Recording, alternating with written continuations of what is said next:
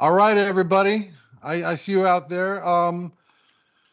It's my distinct honor and privilege to be able to introduce you to one of my best friends, one of my favorite people in the world. He's an incredibly inspiring person beyond everything else. But he's also one of the greatest alto players alive today. Mm. We play, we play together with Winton with the Jazz Lincoln Center Orchestra. He's our lead alto player. He's a phenomenal arranger, composer, barbecue pitmaster, um, and dear friend. He's man, I can't count how many times I've been on the road and sat and listened to him play like Big Fat Alice's Blues or something, one of his features, and just sat in the back row just listening to him, thanking God that I could be there to hear him play. He's a true modern day master. Mr. Sherman Irby is here with us. Yeah, man. Thank you, man. And Sherman wrote the arrangement we're working on now, and I know you all got a bunch of good questions for him. So I'll just turn it over to Sherman, and we'll go from there. And anybody who has a question, just use the raise your hand feature. You know how to do it, and we'll call on you. Sherman Irby, you got it. All right. All right, everybody. It's so good to see you. I wish I could see all of you all. I see a whole bunch of little things at the bottom tell me that you're here. Um, it's good that you all are playing and practicing and striving, even during these times. Because you want to be ready for when times do get better. We're trying to do the same too. And it doesn't stop. There's always going to be something that's going to be like an obstacle in your way. But this is the good training time for you to learn how to push those things out of the way and get to where you want to go. All right. So, yes, sir, that's my baby. Bob McFerrin asked us to, was going to do a show with us, and and he wanted to do this song, and I picked it. I heard sing it. I was like, wow, man, the way she's just did that real sultry kind of thing to it, but sassy at the same time. Um, so I wanted to do a good arrangement of that for him. So I tried my best. I wanted to get a flavor of Count Basie because who does soul better than that? Um, at the same time, I wanted to get the sound of Clark Terry in there somewhere. And me being a saxophone player, I said I always write for the saxophone section because they're the best section in the world. I mean, that's what it is. But I said I'll do something for the trumpet section. I love some Clark Terry. As a matter of fact, Vincent Gardner just sent a few of us a text of a Clark Terry playing on an Ernie Wilkins record. His sound and his approach was so unique and amazing that it just sticks with you. No matter what band he played in, you always heard that sound on top. So I said I wanted to get that. I wanted the sound of the plungers because we had a section that can do all of that. Uh, you know, when you play small band all the time, you don't hear those things being played. But in the Jazz Lincoln Center Orchestra, they become masters of all the different mutes. And I know you work with Kenneth, so you know he is a master of the mutes. So I wanted to get that into the arrangement. So I said, okay, let's do some Clark Terry. That turned out to be difficult for a lot of reasons. When you write an arrangement for a big band and you're writing a solely for a brass section, you don't want it to be high the whole time. I know you trumpet players and trombone players, y'all like, man, why y'all keep us up so high all the time? It's it's it's not because we like it. It's usually because of just we don't know what to do in order to make it sound good with all those different instruments. So I tried something different. I tried all these different note clusters, and I know you've noticed in your parts that you're like, man, my line is kind of strange. So what I tried to do was make it melodic, where you can actually play it and say, okay, I'm okay playing it. But harmonically, it hits a lot of different substitutions and voicings that can have these tight clusters where the trombones can fit inside the trumpet section and sound good. For the most part, I think I did okay. Everybody else is a judge. I can't judge that. But and I really felt that if you played the brass stuff straight out, it wouldn't have that effect, that vocal kind of thing. One thing that really stuck with me with Clark Terry and made me want to gravitate towards that way was the way he did a tune called Mumbles. You go, do we have an example of that? Is there a way to play a little bit of that? Yeah, I think I got it here. Let me bring it up, Sherman. Is that from the Oscar Peterson tree with Clark Yeah, Terry? that's the Oscar Peterson, Uh, 2353. yeah. Let me just set my thing so I can so everybody can hear it a little bit better. Hold on. Here we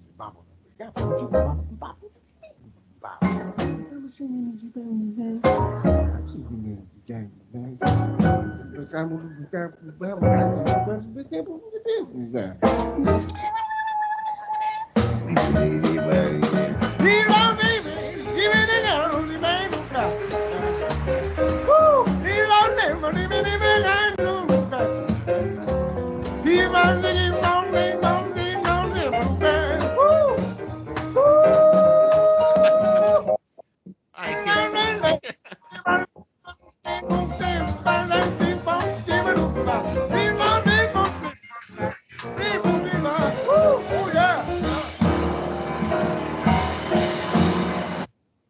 You be watching that all day.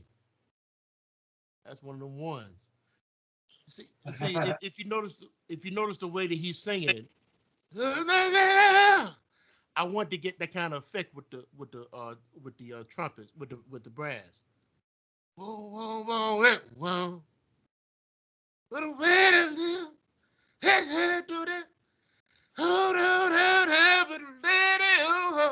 I want that kind of guttural kind of thing. The old man humming and mumbling. So that's what I try to write in the music. And so to help with that, instead of having you all growling, you can still play with the plunger with the pixie, or however y'all are you using the plunger with the pixie, Ken, or are you using this no, just straight plunger? just straight plunger, no pixie. That's right, because you don't have time to get back. All right. So with that, instead of having to growl, if you have those tight knit harmonies, then you be able to get that effect. Standing apart from the section, you may not know it while sitting in the section, but standing apart from it, it has this effect. So believe in your part, believe in the way that you vocalize it, and try to match what your lead players, how they're going to be playing with the mute. I know that Ken is working with you all on that. It you know, it takes a lot of work. I've seen that it takes a lot of work, a lot of dedication. The guys in our orchestra, they work on it all the time. They know how to match Ryan the way Ryan does his, and whoever's leading, they're able to match them. So you know that's going to make it really happen. Now for the saxophones, and it is a basic thing, but at the same time, you're like the straight man in the joke. Okay, you got the brass. Oh yeah, they got all this kind of stuff going. All right. So when the singer's singing, yes sir, that's my baby, pulled up, a little bit pristine, you know, take your collar of your jacket up like this. Boom, oh did up, But that little, if you check out Marshall Roy, it looks like he's so relaxed and everything, but it's a confidence with a little majesty to it. Same with Johnny Hodges, the way they play lead, the way they play in the saxophone section. They're always dressed nice. They have this thing. Sometimes they wear a hat. The whole thing is like real cool. They got the goatee all right. So you got to have that kind of attitude about it. It's the two different kind of sides. You got the person that's mumbling and grumbling, and you got the pristine, because you want the pristine to go behind the nice vocal. So when you do this, watch your dynamics, watch your articulation. The hardest thing sometimes is to come on a downbeat. All right. I'm gonna look at my score. Do you all have your parts? Okay. All right. Sure. Let's see. Sure, but I have a score. I have your score. I could share it if you wanted to. Oh, that would be great. That'd be great. You just tell me where you want to be, and I'll share it. Start. The first page is fine. Yes, sir. Just give me a moment.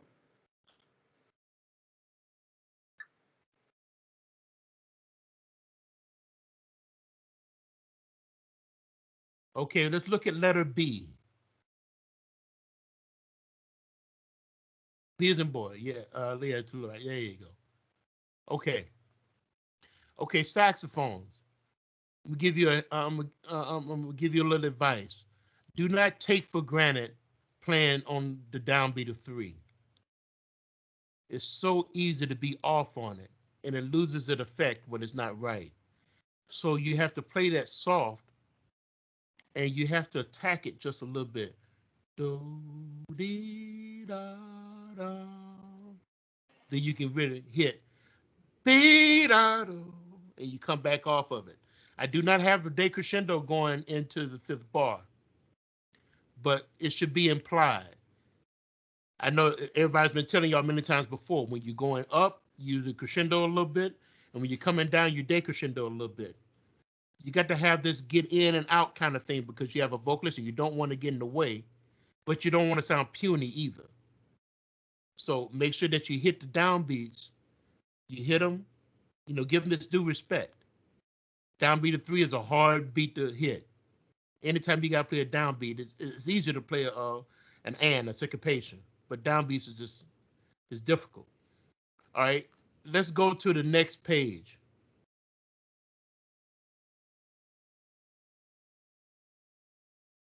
All right, look at letter D. Okay, if you scroll down just a little bit and let them look at the vocal. Here we go. All right. Now, if you see that the vocal is going to be, is either going to be someone that's scatting. I don't know if you'll have someone scatting or you have somebody playing at that part. Kenny, do you have an answer for that one? Yeah, we'll have somebody scatting. Okay. All right. In their part, they will know that the saxophones will come in on the downbeat of 4 in the 2nd bar. Do y'all see that? All right. So it has to be something that they can depend on. Do da. It has to have a vibe. Do da. And the next section you're going to play tutti with the rest of the brass. But when you have those things where you by yourself and you're kind of quiet, you have to make sure that downbeat is very important. Let's go on to when the person actually sings. Letter E. Yep. All right. For the brass, I'm gonna come back to the brass in a minute. Letter F, if you would. Letter L. F. That's Yeah, the next I'm page sorry. after that. No problem. Yes, sir. Okay. 2 bars before F, if you see the saxophones there. Da do da do da do da da. All right, that right there is an homage to Count Basie. They like doing things like that. And for me, I think of Count Basie, but I also think of the way that the brass player will play with the plunger music. Wah, ooh, wah, ooh, wah, ooh, wah, ah. It has to have that kind of effect. It's hard to do, but it has to have that kind of effect. So get that into your mind when you play that. All right. Because right after that, it's the person saying, yes, sir, we've decided. No, sir, we won't hide it. Yes, sir, you're invited now. Okay. All right. And then you have another answer. Don't let that be corny. Trust me, it's easy to be corny there. It's meant to be that just a little bit of a dodge again to base. You can do like I sometimes I would do this, but I don't over accent it. But you can give a little bit more vibrato right at 2 bars before G, that little section on that first note.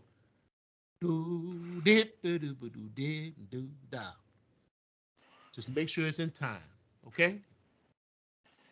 All right. Let's. I want to point out one more section for the saxophones.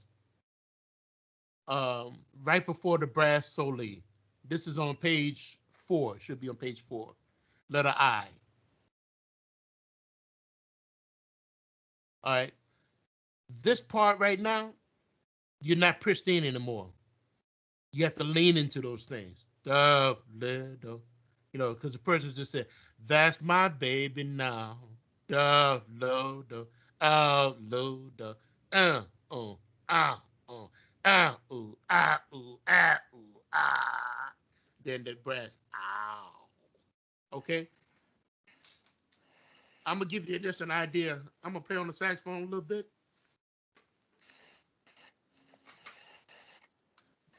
This is gonna make it. Y'all gonna end up playing better than we do.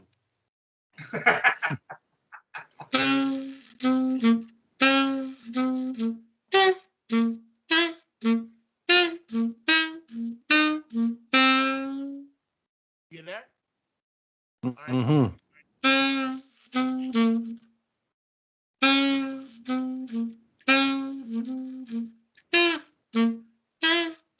I can't even see the notes. Again. Here we go.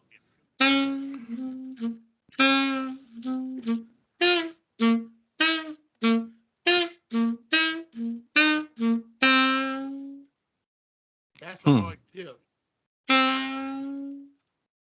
Right? That's some grown folk stuff, right? Yeah. Get to that. You guys hear the kind of nuance that he's playing with? He's moaning on those notes and putting all kinds of shape and color to every single note, man. That's beautiful. Yeah. So whoever's playing lead, are y'all like recording the lead parts and then everybody else follows? Yeah, we're the same format we follow with the band. Whoever's playing lead, make sure that you try to play as much of that as you can, so they have that to lean on and follow you with. Okay. Um, Another thing for the alto players, use the side D. Don't use your regular D because the effect won't be. It'll be. It should be. Yeah, it's easy to drop the note if you play a side D. All right, that's not going to be written on the page. That's what you call a vibe. That's the added thing that you put in. That is part of your personality.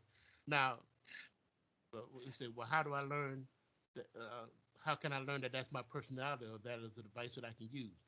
The more you listen to music, the more things you say, oh, I like that. I'm gonna put that into my plan.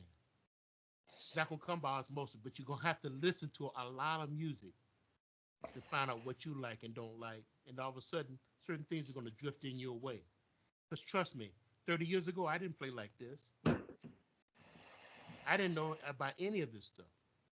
For some, one I sat next to Bill Leasley. He put a vibe on me because the way that he played, he had that Memphis tenor saxophone thing that was different than what I was used to. And I was like, oh, I like some of that. I can put some of that in my stuff. All right, so Yeah. all right, Brass. I know that Ken has been working with you all on that. on the plunger stuff. I wanted to get if Gary, can you do me a favor? Yes, sir. Oh, I know if it's Kenny. Kenny, can you play a little bit of the other video? I don't know if they've seen it. If they have seen it before, don't worry about it. But if they haven't, it'd be good for them to see. Yeah, I got it. Okay. Garrett, can you unshare your screen and I'll share mine? You got it, sir. There you go. All right. Thank you. I'll go to sharing my screen and let me bring it up here. This one, right? Yeah. All right. I got to change up my sound real quick. Give me just a sec. Learning all kinds of new tricks. Man, Kurt Miller. Wow. That is complicated.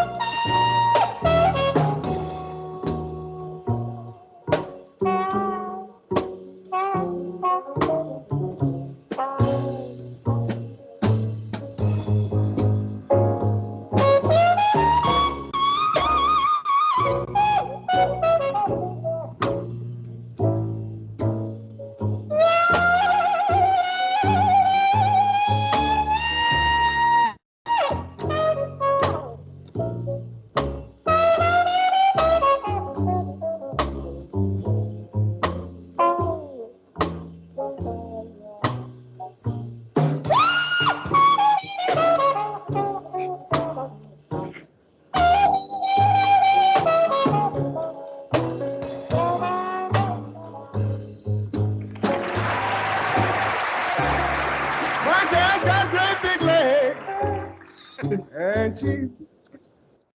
Oh, yeah, better put that on. Oh, man. Yeah, they won't understand that one yet.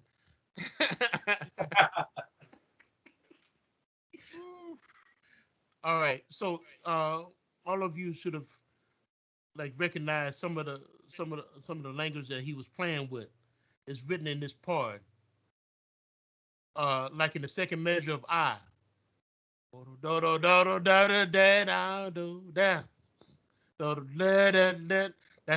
That's that Clark Terry bluesy kind of thing, but it has to have that kind of vocal effect, like the way that Clark played it. You know, to have that thing.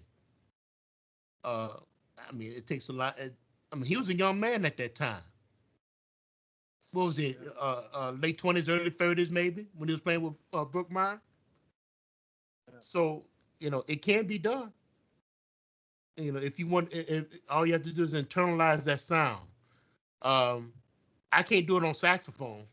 I tried to play a little bit of it just to see what happens. That's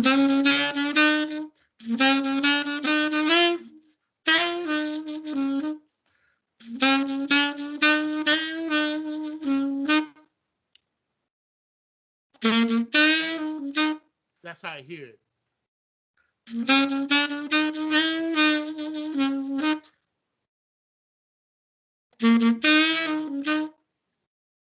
But it has to bubble. To saxophones, we can do a lot of things, but we can't do that bubbling kind of thing. What I mean by bubbling, a pot of hot oil when you're getting ready to fry some fish. You see that oil bubbling like that when you put that fish in there? That's that kind of bubbling kind of thing. Now it doesn't have to be, you don't want it to splatter all over the place, but you want it to bubble. And then it comes loud at 3 bars before J. What do da and it goes back down there. Oh. All right, that's what's supposed to be happening with that. If you don't give it the all those full dynamics, so you look at it, if you don't give it that, if you don't go down after the loud section at 3 before for J, that note right there should be bubbling. And if you watch the way Brookmeyer, what he would do sometimes, he would try to he would squeeze the mute a little bit. I didn't see Clark do it so much, but Brookmeyer, and I see a lot of trombone players do it. They have the soft mute where it just bubbling. Kenny, is that a technique that y'all work on too on trumpet? Nobody ever really talks about it, but it's something that some guys do, some guys don't do. They'll actually squeeze the mute, and it changes the sound, changes the way that the sound is when you're using the plunger. When we played this with the band on that long note, after when it gets loud, right there where it's at on that E flat, yeah, we get down on that long note before the fall. We get real soft, but with a really intense vibrato, and then crescendo through with a vibrato getting more and more intense till we hit the fall. Then it's a pretty long fall. We hit that note pretty hard on that downbeat of whatever letter that is. See all the different. Yeah. The different dynamics and the different devices that you use, the more you exaggerate it, the better it gets. Now it's going to be hard to play it the way that Kenny and Ryan and Winton and Marcus to play it. It's going to be hard to do it like that, but it can be done. If you put in your mind, this is what is going to happen. This is what is going to happen. All right, the next section. That's an attitude thing. All right, that little that's a little bit of soul right there. So all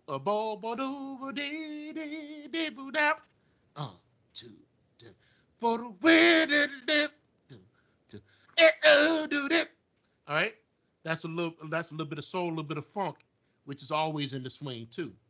There's funk in this music too, just like it's blues in this music. So all of that is being showcased. Okay, so you have to treat it as such. Don't run away from it, because that's what it is. All right, it's showing the relationship between the old school jazz, the old school straight ahead jazz, the soul of the Count Basie kind of soulful 4-bar swing kind of thing, and a little bit of funk in there. It's all of that together because it all comes from the same source. But then right after that, it opens itself up. And you have to realize it's going to open up. You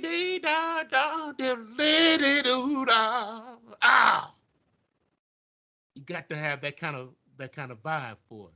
All right. You remember the way Clark Terry just played on that plunger. Wow, wow, wow, wow, wow. You know, he would do that kind of thing, exaggerating it. Doesn't it sound so good when they exaggerate it? It's killing. You know what I'm saying? That's what everybody has to do in their parts. Okay. All right. The next section, that's difficult. Because of what you have to do with the plunger, and I know Kenny has worked with you all on that. Another Clark Terry thing. All right. Another thing about that fast pause, Clark Terry, if you listen to enough Clark Terry, you understand that he had some of the most impeccable technique you ever want to hear. He had a way Was it the way that his tongue, he would go between doodling and something else, right? He was a master doodle tonguer, man. He's the one who really put that on the map and talked about it and taught it and made it a technique, man. The doodle tongue. Doodle doodle doodle doodle doodle doodle. You know. You do those. Yeah. You know, but I wanted to have some of that in there. Of course, that's Clark Terry. I wanted to make sure you get that in there. All right. Brass, I mean, y'all know what's happening for the rest of it. Everything and everything kind of builds up to the last section. So if we can go to letter L.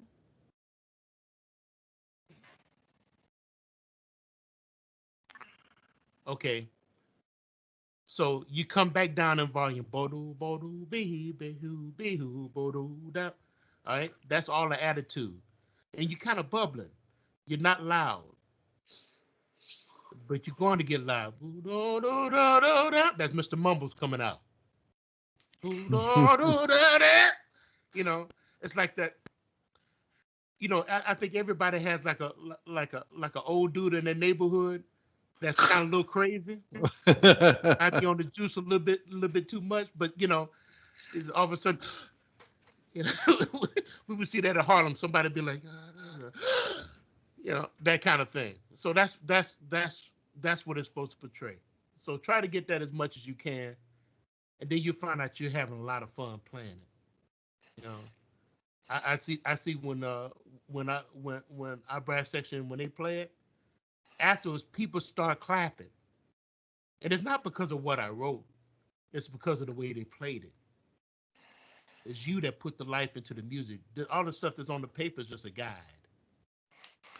Well, it's both. You know, that's what that is. All right. Well, let's see. Ed, you want to do any questions? Anybody have any questions or anything right now? Or how you want to go about this now? Yeah, Sherman. Let's. I see a couple folks have questions. So let's go back to the main screen. Okay. And I just want to comment on a couple things about what Sherman's been talking about here. And I've talked about this before. Where you really capture the emotion of the music is when you play the dynamics and exaggerate the dynamics. So we want to exaggerate these dynamics as much as we can. He wrote a lot of very specific dynamics throughout the entire arrangement. So really exaggerate them as much as you can, because that's how we create the emotion and the feeling and the musicality and the soul.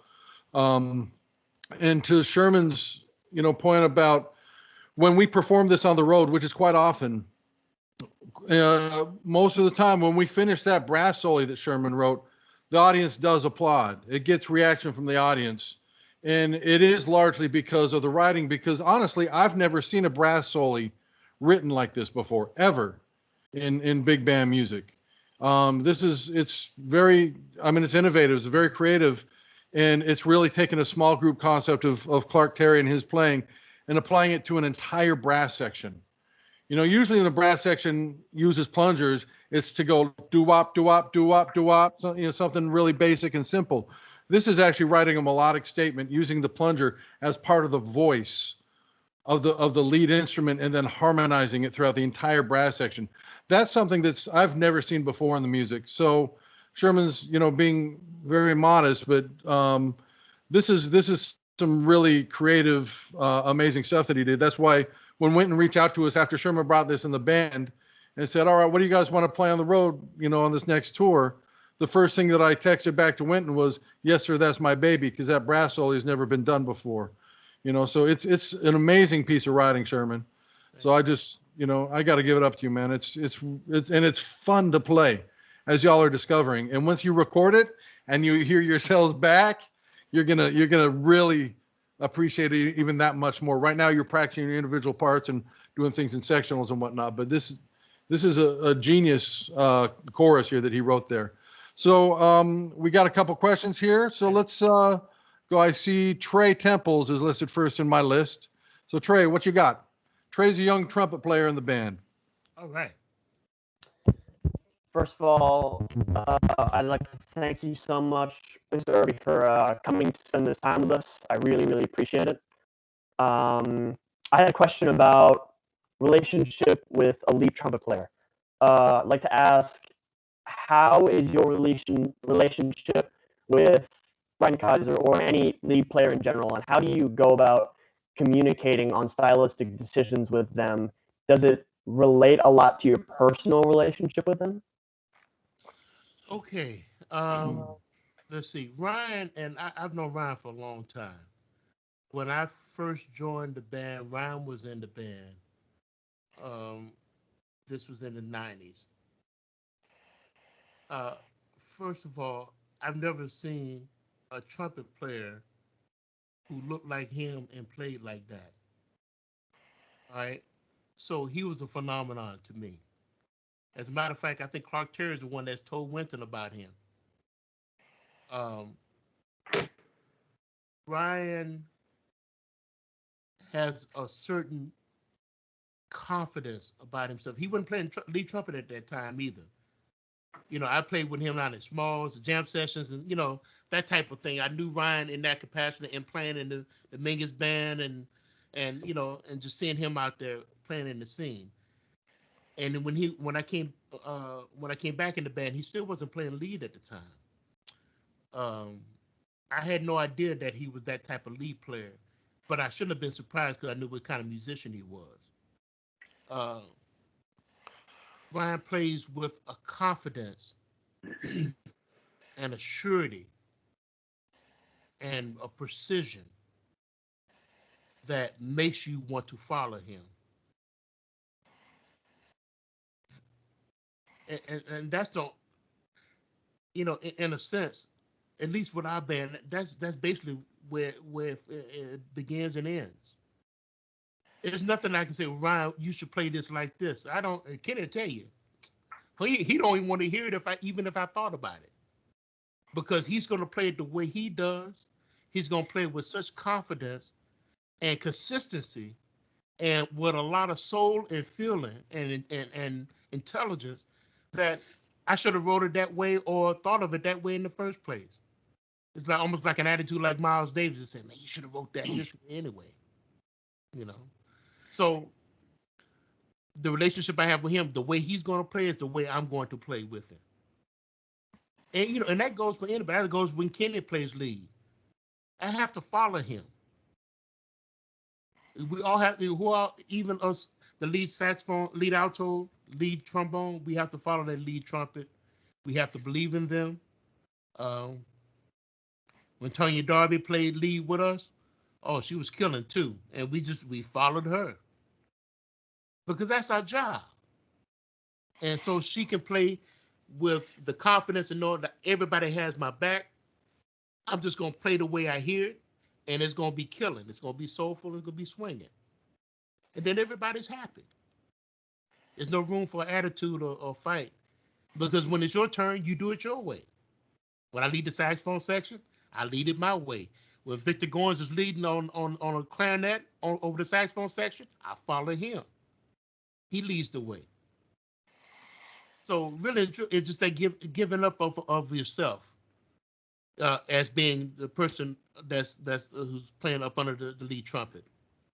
Just give up of yourself and say, hey, you got it. I'm with you. Yeah. I'm hearing it this way. Okay. However, which way you do it, Kenny, you tell him. In the way that Ryan wants to do it, that's just it. Yeah, it's a matter of respect and trust. With Ryan isn't a verbal person. He doesn't want to have to speak and tell somebody how to do anything. And if somebody asks him, he really doesn't even want to answer. Honestly, like there have been a few times that somebody in the front row has asked, hey, Ryan, how you phrasing this? How do you want to do this? And Ryan doesn't even speak. He just plays it. In the middle where he'll just pick up his horn and play it out. He does, he's just not a verbal person. And but the thing is, we all respect him so much that we're all gonna always follow what he's doing. He doesn't need to speak it. He doesn't need to say, I'm cutting this off on 4. He cuts it off on 4. We listen to him and we follow him, and he's consistent. So the relationship, and it's different from one band to the other. one band to the next in the professional world, just like in the student world, really. But ultimately, for me, I like it best when we don't have to talk about it, when we just have somebody just takes care of business. And in all honesty, nobody takes care of business better than Ryan Kaiser that I've ever played with. So, excuse me. Does that answer your question, Trey?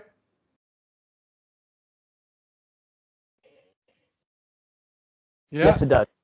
Yeah, thank you Okay, so much. good. I really appreciate it. Yeah, man. So, Sherman, the next person I have on the list with their hand up is our drummer. Young man, he's a junior. His name is Austin Koenig. Is that correct? How I pronounce your name? That's actually perfect. Thank you for pronouncing that Austin right. Koenig. All right. Yeah, cool. This is Austin Sherman. All right, first things first. Thank you so much for coming out. This is amazing, especially to hear from you yourself, about this tune, how to go about it. And I was wondering, within like Ollie Jackson's, way of going about this tune, what are some key things, whether it involves just him as a drummer, as a musician, or just within this tune that you think are really crucial in getting it right, Okay. All right. There's a few things you need to know. First of all, a musician like Ali Jackson, he has listened to so much music that it's an advantage that a lot of people may not have. First of all, because his father was a bassist. I think his father actually uh, gave lessons to Paul Chambers. Wow, I didn't know that. Wow. Yeah, everybody loved him. That's that Detroit. That's that Detroit connection. Um, Ali, when he His moved to New York, he grandfather. stayed with Max Roach. Okay, he would hang out and have dinner a lot with Elvin Jones. Okay, so that's the kind of pedigree we're talking about. When I first met Ali, when I first moved to New York, oh man, we played together so much, and you'd be you'd be surprised the type of playing that he played is totally different than what you hear at Jazz and Lincoln Center. I mean, we used to experiment with everything, the beats turning around, different ways of grooving this, that, and the other, and he was a fabulous piano player. So we'll talk about harmony too. Yes, that's Ali Jackson. A lot of drummers play great piano. Jack DeJohnette is one. Even Willie Jones can tickle on that piano too. He writes a lot of music too from that piano. So that's the kind of pedigree I'm talking about. Um, so Ali, when you say okay, play some Count Basie, he can start naming off records. He can start playing those styles. He can play like, he'll start naming the drummers and play like those drummers. Did a lot of studying. That's what it takes to be on that kind of caliber. To be, for real about it. So, like for Ali, I didn't have to say much. And in the section where the brass doing their soli, the rhythm section is playing an accompaniment part where it's not getting into the way. It's not obtrusive. So so if you were playing that section there, imagine you're playing in a small group. You're not gonna play all on top of them when that's happening, and you're gonna fill in where you hear holes in it, right? So if you start off at the beginning of that of the soli section, ow, but don't let it do that.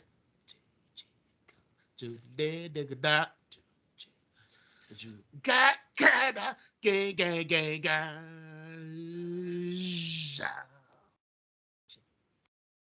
Do ba do ba dee dee dee boo da. You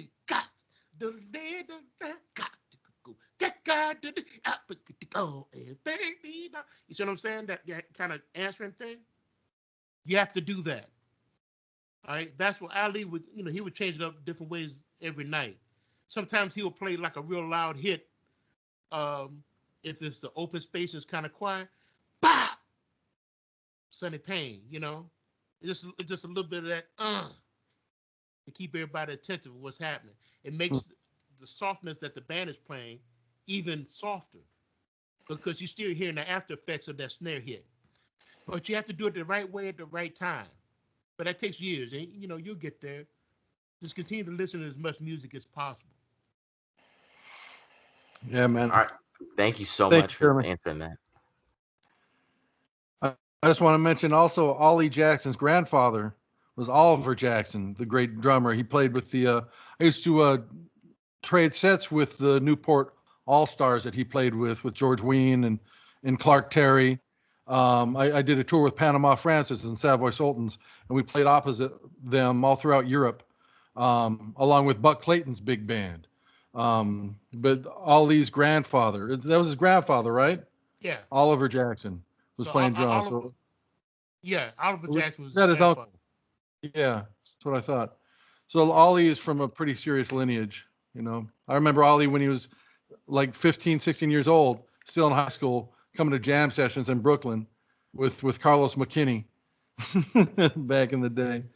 Anyways, yeah, man. All right, so Will Temples, we heard from his brother. This is Will. He's a trombone player in the band. You there, Will? Yes, I'm here. All right. Hi, Mr. Irby. Thank you so much for being here again. Just like Trey said, but my question to you is more about arranging, and it's as we were talking about before the questions, and as we learned when we were first looking at this chart specifically, there's a lot left to interpretation. So there weren't many plunge remarks in the brass solo and the parts, the like 8th note lines before C and D for the brass can be laid back a lot, and there's things that can be left up to just interpretation by maybe the lead player or whoever is calling the shots. And my question is, when you're arranging, how do you know where to draw the line? How do you know where not to give the band too much interpretation so they do too much, or not giving them enough to where it's too written out? That's a good question. One of the things that I think about, one of the first things I think about is who am I writing for? If I was writing for a high school band, no disrespect, but usually a high school band would have had the years of experience of playing all the different types of performances we have as professionals. So the notation would probably be a little bit different. I would say lay back here. I would have slur marks or phrase marks, so you know how to phrase and where you should take a breath. Suggestions on phrasing, that type of thing. With us, I won't have to put any of that. On this music, I didn't have to put plunger because I didn't know exactly how it was going to be done. Basically, just said, "Hey man, can y'all play plunger on this?" And just follow Ryan, and that was it.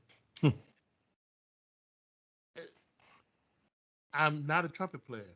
Now, I know a lot about the trumpet. I have a trumpet. I sound sad on it, but I have a trumpet. I use it for composing, so I can make sure that the ranges and stuff are not just too crazy. I like to keep the brass in the low register of the instrument.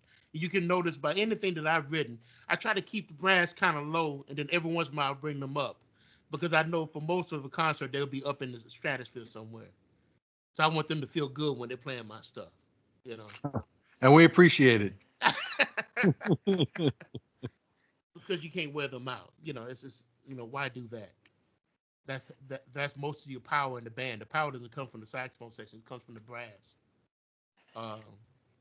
So the as far as notation is concerned, try to do less and explain more. And let them write their own markings on how they want to do. Probably if you look in Kenny's part in his book at Jazz and Lincoln Center, you probably see laid back here, or follow Ryan, or listen for clarinet, or things of that nature. You're gonna write your own part, and you should mark your own parts too. Just remind you of things to do. But if you have too much of that stuff written out, it won't have the flexibility, because that one day, instead of bo-do-da, that you may want to play it like that instead of bo-do-da. You may not just, and you can tell the people beside you, say, hey, let's play it straight. Do da. Just to have an effect. It's jazz, so you want it to be free, but communication is the whole thing. So I just don't want to get in the way so much. Great. Thanks, man. Yeah, thank you. That answered it perfectly. All right. So the next person we got here on the list, he's one of our mentors, Sherman. He's a terrific young tenor player. He went through our programs when we first started Joy Out in Las Vegas. He was a part of what we were doing. And now he's a college student. He was at, where were you last year? Eastman, I think. Now he's at Berkeley College of Music. And he's one of our mentors working with the kids. And he teaches the jazz language class with me every Saturday. This is Ray Logan. Ray, Sherman, Irby. Hello. Hello, Ray. Hey, great to meet you. Thank you so much for being here. And I just want to say personally, I've gotten so much inspiration from, the music that you've contributed through JLCO, and you guys have just had a huge impact on me and so many others. So thank you so much, and Kenny too. You're a part of that as well. Like, thank you both for doing what you do. I wanted to ask you about your relationship with Joe Temperley, because he's a legend and has had one of the most beautiful sounds on any instrument. And I was just wondering what it was like and what you learned from being in a section with him. Okay. I first started playing with Joe when I first joined the band in '95.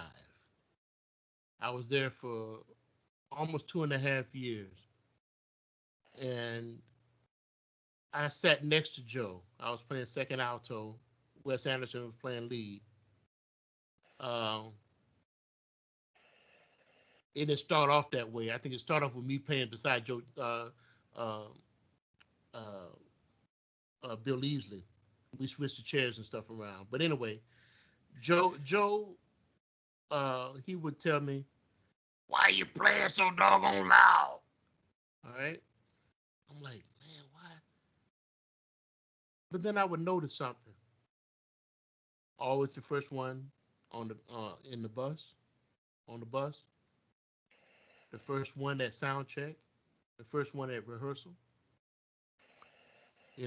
He reminded me of what my college band director used to always tell me, and my father always emphasized. But you don't always listen to them until you see it in practice. He said, being on time is being early. Being set up and ready to play when it's time to play. The way you keep a gig is by being on time and how your attitude is. You do have to keep your plan up, but those other things that help you keep a gig. All right. Joe Temperley always exuded that. He always, show it was example as far as that's concerned. He had a huge sound, which demanded that you work on your sound. I thought I had a decent sound then until I heard that. Then I had some work to do in order to fit into that section. You don't know until you're actually in the middle of it. I've known great trumpet players that have come into the trumpet section and be like, "Oh, I didn't know." They just don't know. Same thing with the saxophone sections. There's been a couple of people that's been in the section like, "Oh, well, I thought, but I didn't." Yeah, you didn't know. It's like I didn't know what the New York sound was until I heard Jerry Weldon play tenor saxophone. Bad dude. Showed me what that sound. You know what I'm talking about, man? Jerry Weldon. When he put that saxophone on you, you know what that sound is. Joe Temperley did that every day. He practiced. He would warm up. If you wanted to, you can warm up with him. Just follow what he's doing. He was one of the most well-read people in the band. He didn't finish high school. I think he dropped out of school when he was 13. He's from a mining town in Scotland. He fought his way to get out and get to London with a baritone, with a tenor saxophone at that time. And he made his way to the States, and he wanted to play with Duke Ellington. And he did. He became friends with Harry Connick.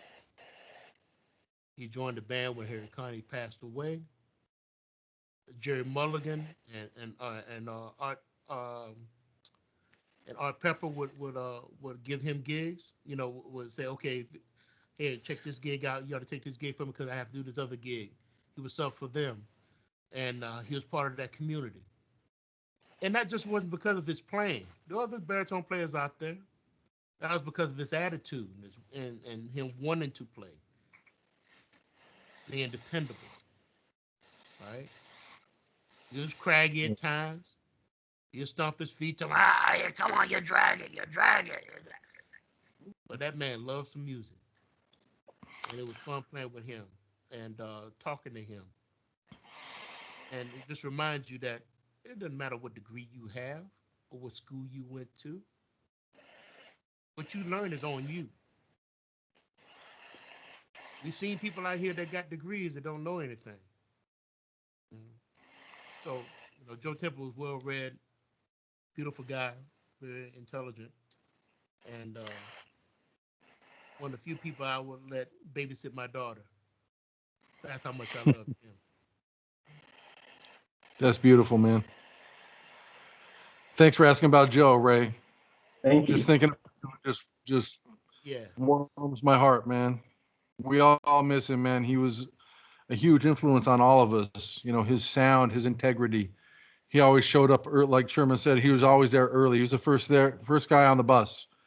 He was always dressed impeccably. Even we're in the middle of a tour, everybody's tired, wearing nothing but jeans and t-shirts. There's Joe, like wearing a three-piece suit or like a vest, and I mean, he's just impeccable. Describes Joe Temperley better than anything I can think of, man. He's an amazing person, man. Thanks for asking about him. So, Chris Ellis, you had your hand up earlier. If I'm not mistaken, did you have a question? Yeah, I had a question. Can you guys hear me? Yeah. All right. So I just want to say, yeah, like everybody else, thanks for coming out. I really enjoyed hearing you play and learning from you like 2 years ago at the there was a jazz intensive in the summer. I think you were there. I really enjoyed learning from you then, and you sound even better in person than you do on camera. So, but my question was more towards arranging, and a lot of times when I'm arranging for big band, I struggle to balance between writing thick voicings for the entire band versus each individual part sounding melodic, because I'll like voice each note out for the chords, but then I'll end up having one like trombone 3 and it'll sound really wonky like to play. So how do you kind of balance that out? I would go back and that happens a lot. So I always go back and change around a person's section's part so the part should have a chance to be melodic. Say, for instance, there's a note in the third trombone that just it's like there's no way for them to really play that and actually sound good. You put that note in the second trombone or the first trombone if the intervals are not going to be too much. Do that. Go over your music like that. Always do that before you hand it off to the musician. One of the things I always keep in mind is that I want to make sure that when the guys get their parts, they can read it and read it down. And nothing that's crazy. They won't see anything that's crazy. That's also dealing with enharmonics. That's dealing with the way that you write out rhythms, the intervals that they have to deal with, double notes, which is a pet peeve of mine. I hate that. Unless it's a device like you would see in this arrangement. If it's actually a melody that doubles like that, you shouldn't put double notes in the second or third part. You find a way of not doing that. Sometimes it means that you revoice the part, that you think of a different voicing or chord in order to get the same effect. You want it where the people can play it straight down. And Kenny will tell you, most of my stuff, I try to take the time to do that. Yeah. Because I hate it myself when I can't read the part that I'm looking at. It frustrates me when I'm looking at a B sharp. Well, why you put a doggone C there? Why you giving me these double notes? And how can I play a solely that goes that's not fair to anybody. So, you go back after you've written your stuff, after you've written a section, and you look at the individual parts and say, okay, this is not going to work. You make those adjustments. It's worth it to do that. It makes a big difference. And I can attest to that. Sherman's writing always makes sense. Every part is a melody. Every part feels melodic to play. And it makes sense, more so than anybody in the band. The band has 10 or 11 arrangers in it in the Jazz Lincoln Center. And Winton always says this, Sherman's arrangements, we come in and we can read them down. They make sense more so than it does that, to go through it and make sure that every part individually makes. Herb Pomeroy used to talk about that when I studied with him at Berkeley, called it line writing. You want to make sure that every part, every inner voice, everything is melodic. And Sherman does that consciously, I'm sure, like he's saying, he makes sure of that.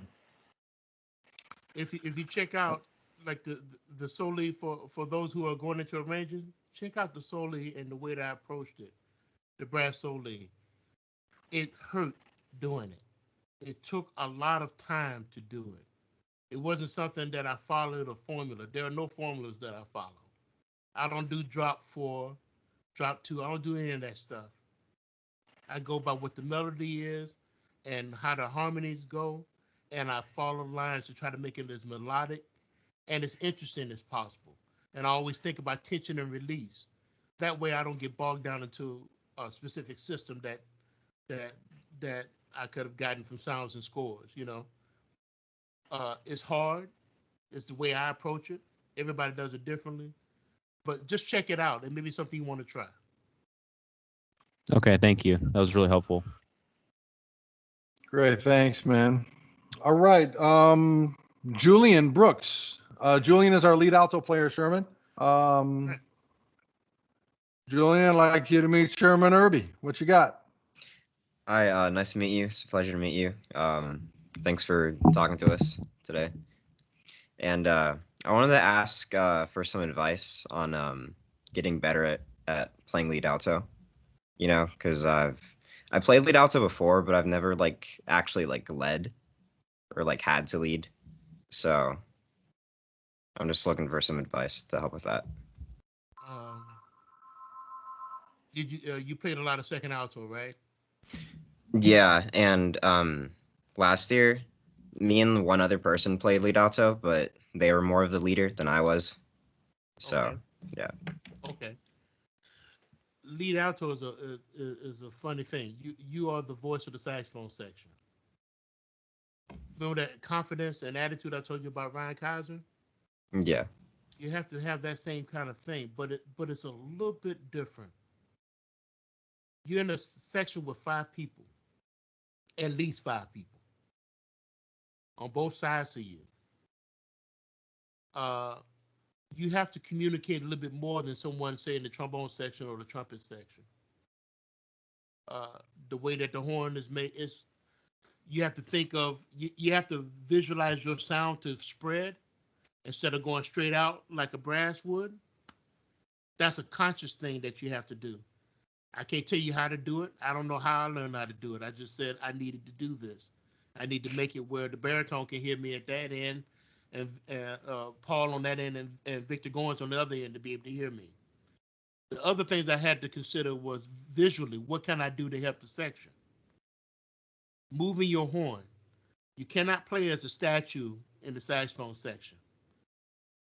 I suggest you don't, because they won't be able to follow you well. Little visual cues like this, just with the horn. Bending down like this would mean that you're going to play a section softer. Raising your horn up means you're going to play a little bit louder.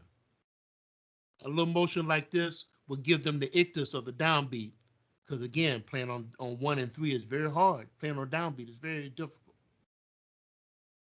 Bah! All right. So those kind of cues. Usually your hand to go like this means you're gonna play a little bit softer. Before you play in a section that is written forte, but you say maybe a little bit more. It's communication. Not be so self-absorbed in yourself where you say, okay, this is where I'm playing, I'm just having my good time. No, you're responsible for those people on both sides of you. It's your job to pull them all together. Again, that's what it means to lead. All right? Yeah. All right, you have a difficult job. You cannot be selfish. It's not about you. You do your job, but in a way that they can follow you and you all can sound great together. All right? Yeah. Thank you. Great. That's some great insight, man. Thank you, Julian. So now I want you to meet our lead trumpet player, Sherman. Young man, he's a senior and great kid. He's a natural leader. We've been working with him. I'm having him run some of the sectionals we've done. He and I have gotten together with Gary and talked about all the plunger nuance, and he went and shared it with the brass section because it's important for our lead players to understand what Sherman was just talking about. And this young man's doing a terrific job. His name's Keller Remington. Keller, what you got? Thank you. Like everyone else said, thank you for being here. I definitely appreciate it a lot. One of the first things you mentioned tonight was Clark Terry, and I find Clark Terry to be one of the most creative musicians, if not creative humans, to ever live. And my question is, how do you encourage creativity that is necessary inside and outside of music, despite the kind of straightforwardness that is in society? Okay. I like watching anime. I like reading comic books. I like science fiction. I love Star Wars. James Bond. I like reading poetry. I like going to the museum. I have a lot of books. I have a lot of books on art. I immerse my things in a lot of different subjects that is not music, in order to elevate myself above all this stuff that is going on around me. Don't bog yourself down in that stuff. Sometimes the most childish things you can watch an episode of Scooby-Doo and make you feel so much better. Okay? It doesn't have to be,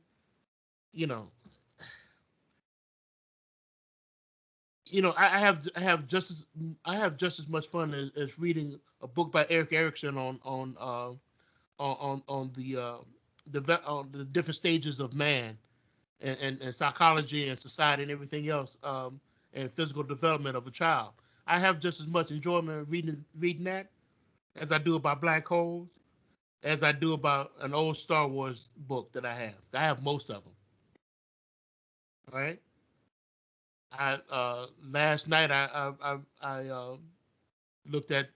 read the latest Justice League comic book. Some levity. I like watching Demon Slayer. I like watching Naruto and Boruto and all of that. I love all that.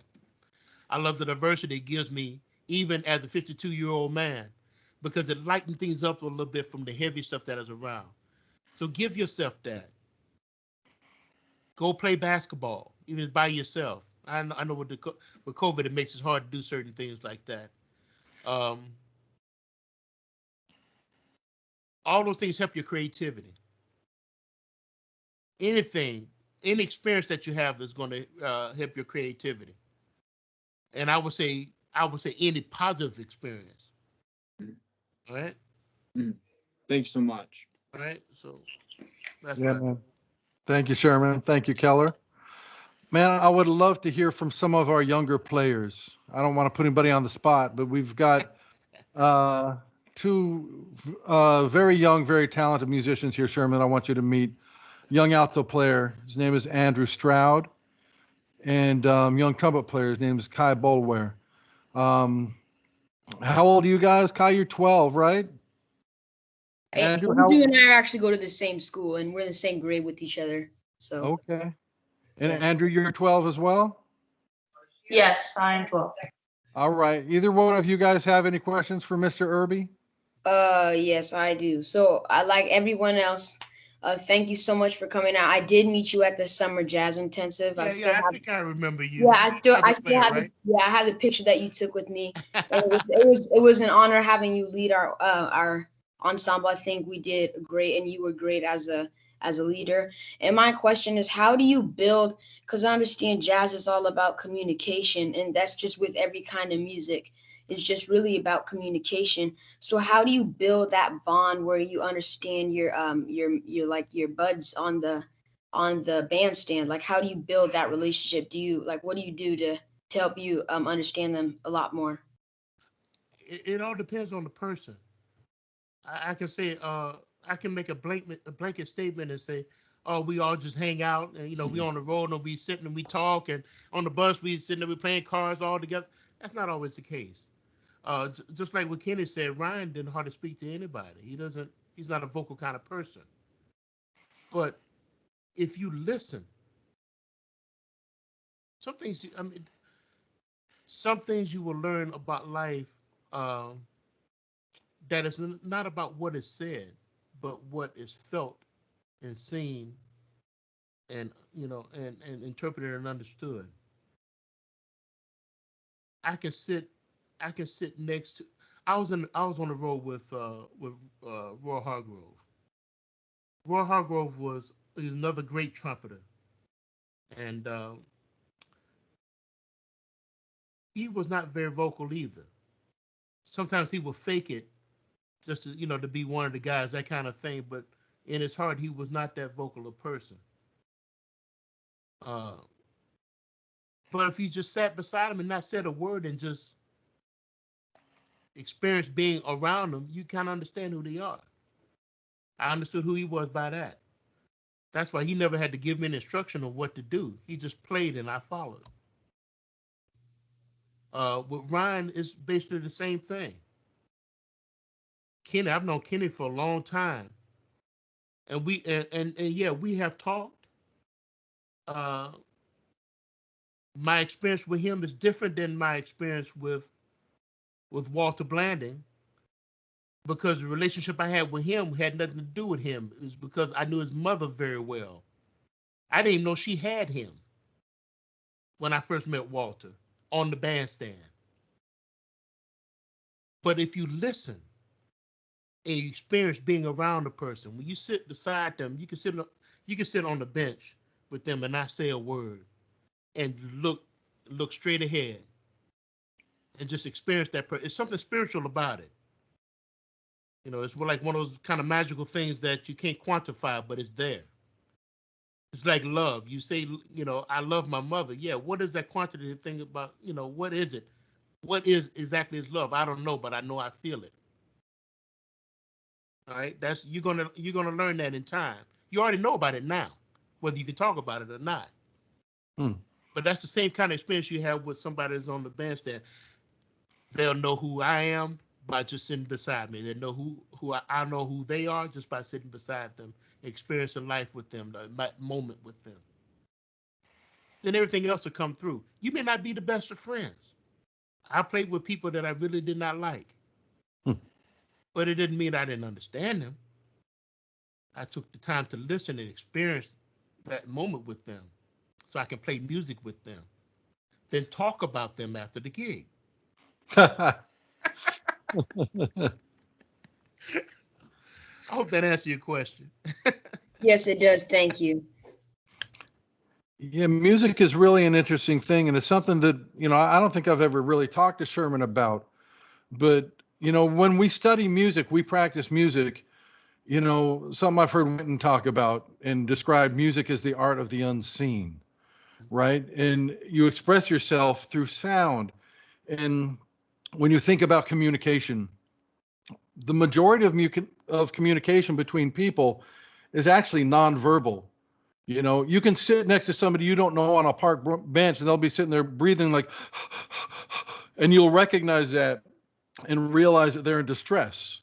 or you'll sit with somebody and they're sitting very calm, breathing in through their nose, out through their mouth, and you can feel a certain sense of relaxation or peace. There's so many different ways, and through studying music, the art of the unseen, we tap into that sense, that extrasensory perception thing, the ESP thing, through studying music. Very naturally, it just develops, and we get a good sense of people because we practice music, and especially if we practice music with them, we hear it in their sound. You can play next to somebody and you hear a calmness in their sound, or you hear an intensity in their sound, or you hear angst in their sound through their vibrato or whatever it is. You can sense who they are. So that's one thing, that's not talked about a whole lot amongst musicians, but it's something that's very valid and very real, that I think should be discussed more, and perhaps even like really researched and explored and taught in colleges, and because it's very interesting stuff, man. I know a lot of musicians who are very intuitive. How now and then the phone rings and you just know who it is. Oh, yeah, That kind of thing. Those kind of things start to happen a little more when you really get intense with studying music, because you're working on that side of your brain that people are or don't really understand. So anyways, it's a little weird to talk about this stuff, but it's valid, and I think it's important, man. So let me see, Ray, did you have another question? I see your hand is still up. Ray Logan? Sure, yeah. It's funny you asked me that, and you're just talking about intuition, because I was just thinking in my head of another question, and I didn't know that my hand was up. There so you that's go. Funny. So I really liked what you were talking about earlier, about how you enjoyed consuming this like other media, or just basically just living life to inform your music. That's something I've been thinking about a lot, because like I just went through some time where I had to take a break from the saxophone for a while, and it really opened me up to enjoying the other things in life besides music. And it taught me that music isn't everything in life. Life is life, right? And I think that connects to this idea of like ego, and just learning to control it, and be a decent human being, be kind to others, all these kinds of things. So and that's not really something that I was taught a lot in high school, or I didn't hear a lot of people talking about that side of being a musician. And it seems to me that you're really in touch with that kind of thing. So I guess this is a question like more for the students, but what would you say to them in that regard of just being the best person you can be, especially in music, to create this like supportive atmosphere, free of like negativity and all those kinds of things. Like what kind of things do you think that the kids should be thinking about in that regard? Okay. Yeah, it's my answer would be different between a kid and a man or a woman, because of there's a certain understanding when you're a certain age from what my daughter used to say, from 0 to 12. I didn't know 0 was an age, but 0 became an age.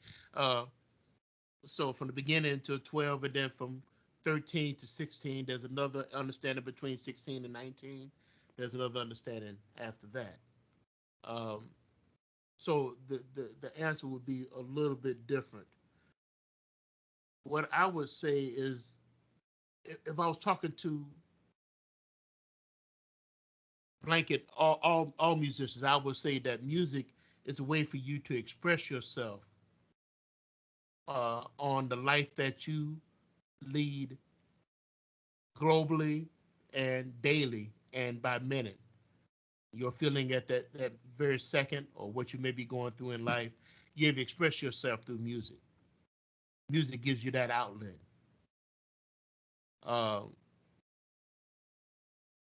That because of that, it's very important for you to learn how to play music well. You know how the words of certain people can start a riot?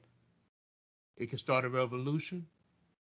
The words can start people to think about liberation, about overcoming some grief. It can be healing. Words can do a lot of different things. Music has the same power. So in order to control that power that it can have, you have to be as good as you can on your instrument or in your writing or both. All right? Because it's powerful. I've seen men I remember playing with Roy Hargrove and Larry Willis was playing piano. I can tell you about maybe 6 or 7 times in 1 year that we'll leave the bandstand and we'll be crying. Grown men. Because of things we might have been going through, and we let it all out on the bandstand. It's almost like an expression when you see at the end of the NBA Finals, LeBron sitting on the floor crying. You think of all the trials and tribulations that you get through, and then you get a chance to express yourself on the basketball court. And when you finish, you're like, oh man, I just let it all out. Music gives you the power to do that. So somebody at the stages where you are now, just learn how to really play music well. Treat it nice. Learn all the devices you need to learn how to use, just like you would use words. You use your letters, sentence structure, all the different things that your English teacher would have taught you, or Spanish or French. Please learn the foreign language. It'll help you. I wish I did. All right. Learn to master that aspect of music so you can actually play music and express yourself. That's what I would say to somebody now, because you got a lot of life to live. You have a lot of things you're going to experience. They're not always going to be positive. Part of that life is that sine graph that goes up like this. If you have a straight line, that is life. Goes up, comes down, goes up, that's down. The same way you play vibrato, it's the same way that life is going to be. There's no way around it. Yes, sir. So, treat it with care. And it can be your best friend. I know it was mine. Yeah, man. Thank you, Sherman. Yeah. It's beautiful, man. So, I don't see anybody else raising their hand. I want to make an announcement here. I know Gary has reached out to most of our mentors about this already. We are going to be forming our mentor orchestra very soon and looking to record. And we're actually looking to record one of your arrangements, Sherman. Another one of the arrangements with our mentor orchestra in the next little while. And I'm very excited about it, man. We're going to be doing Merry Christmas, Baby. Oh, watch out. Okay. Yeah. Yeah. So, you want to sing, Kenny? Huh? I'm not going to sing. No, sir. No. I sing one song. You know what it is, too. Yeah, right? Yeah. Sunny Side of the Street. That's it. Right. But, we've got this incredible group. I mentioned them in the beginning, Sherman, of mentors who spend time with the kids every week. We have breakout rooms going to sectionals. These are like some of the baddest musicians I know anywhere, and they just happen to be in Las Vegas, and they're like some of the top, they are the top call cats and kittens in Las Vegas, and we have quite a few of them on the call right now. So I want to ask our mentors if any of us have any questions for Sherman while he's here, and because you guys are the lifeblood of what we're doing here, man. The mentors, and it means so much to me, to all of us at Joy, and to all these kids, all the experience that you guys are sharing with everybody. So I'd love to ask if any of you have any questions for Sherman or insight you'd like to share. Anybody? Dave Loeb, you've always got something to say, man. I know. I got to put a muzzle on sometimes. I get excited. Sherman, it's a pleasure to see you again. It's been a long time.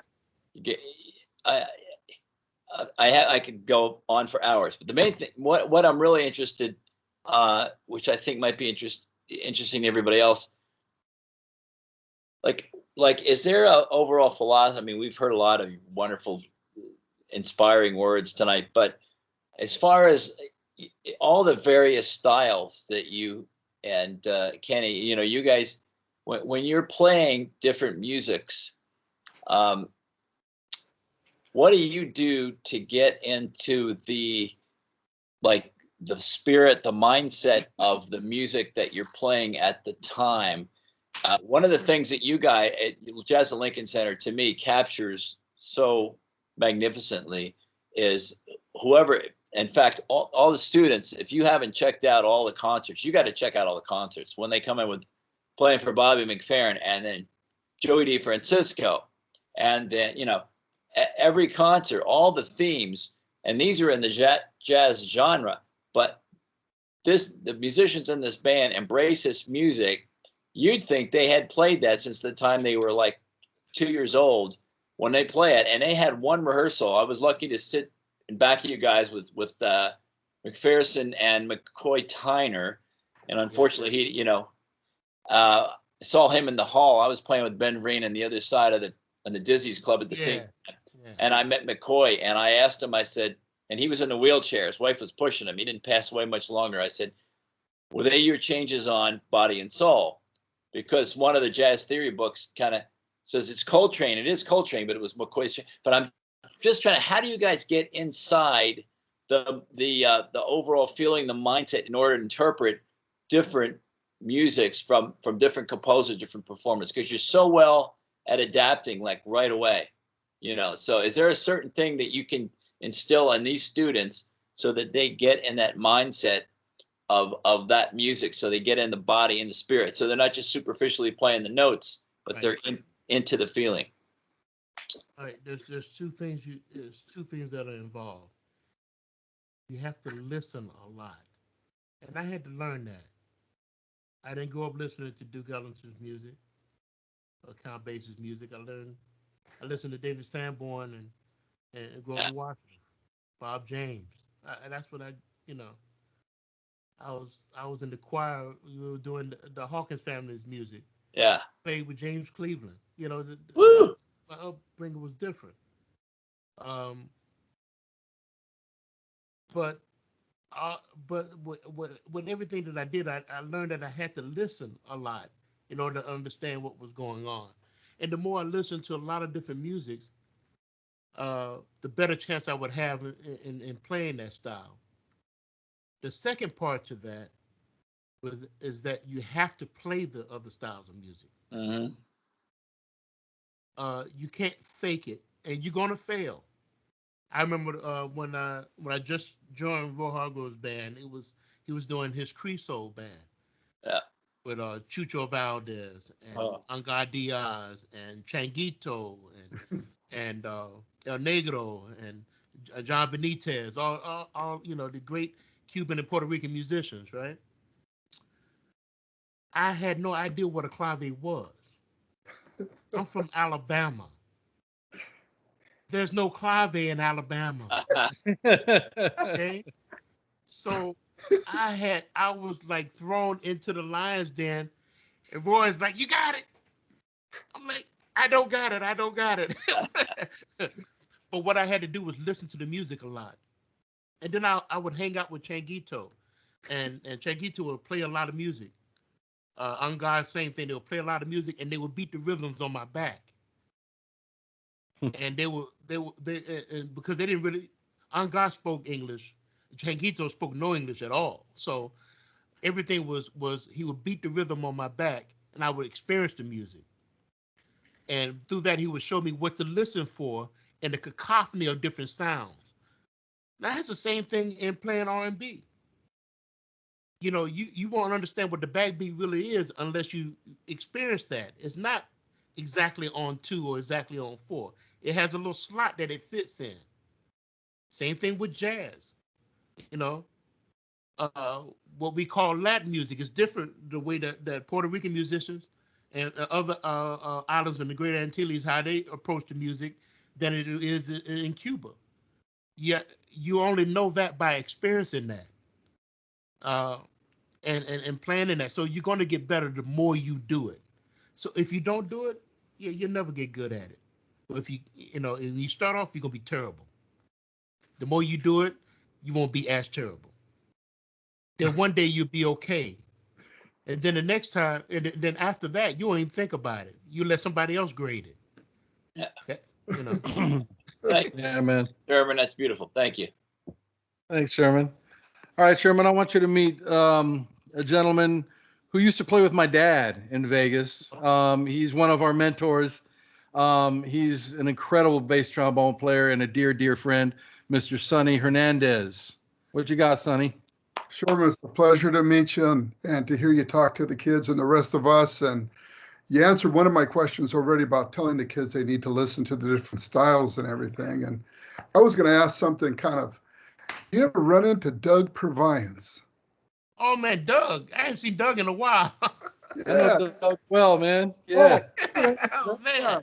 We first hung out back when he was with Stan Kenton's band about 1975, 76, and shared beverages together.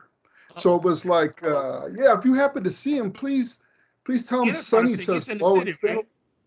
Pardon? I think he's in the city, right? Is Doug in the city? Yeah. Yes, he is. Last Yeah. time I checked, or I heard, yeah. And thank you once again. This is truly, really great.